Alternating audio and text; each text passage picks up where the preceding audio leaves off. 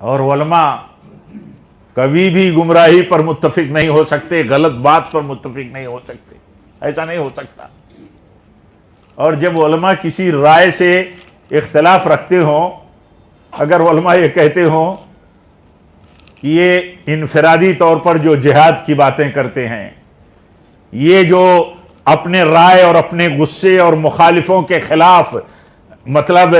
اجتماعی طور پر اپنے جذبات کے اظہار کرنے کے لیے جو مظاہرے کرتے ہیں، یہ غلط ہے، تو آخر اس کی کوئی بنیاد تو ہے نا ان کے پاس۔ وہ بے سر پیر بات کرنے والے جاہل تو نہیں ہوتے،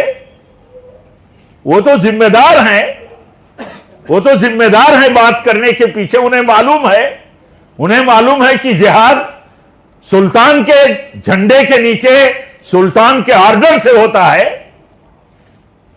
کوئی گروپ بنا لے انفرادی طور پر، کوئی نیٹ ورک اپنا کھڑا کر لے، کچھ لوگ جمع ہو جائیں، تو جہاد ایک عبادت ہے۔ وہ بتاتے ہیں عبادت میں جیسے شرائط ہوتے ہیں، آپ نماز پڑھتے ہیں وضو شرط ہے، وضو نہیں ہے تو آپ کی نماز نہیں ہے۔ تو جہاد کے لیے جو شرائط ہے، کچھ نہیں معلوم، اگر کچھ نہیں معلوم اور معلومات کی فکر نہیں، اس وصول کی جانکاری نہیں کہ ہمیں جماعت اور عالم کے ساتھ جڑا رہنا ہے، اولو الامر کے ساتھ ہمیں وابستہ رہنا ہے، ان کے حکم اور گائیڈنس میں چلنا ہے، تو اگر یہ بھی نہیں معلوم تو کوئی بھی جہاد کے نام پر، کوئی بھی ملت کی ترقی کے نام پر، کوئی بھی ایشو پر کہیں بھی بہکا دیتا ہے آدمی، اور الگ الگ ایک نام کہیں متنازع بنتا ہے حکومت کے ہاں، ایک نام پر کہیں ایکشن ہوتا ہے،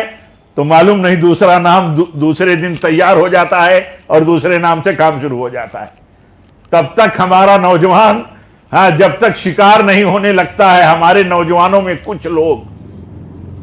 سب کی فکر ہے، اپنے ہو یا غیر ہو، اپنا ہو تو اور فکر ہے، تب تک پتہ چلتا ہے کہ یہ تو وہ نہیں ہے، جبکہ منہج وہی ہے، طریقہ وہی ہے، ٹارگیٹ وہی ہے،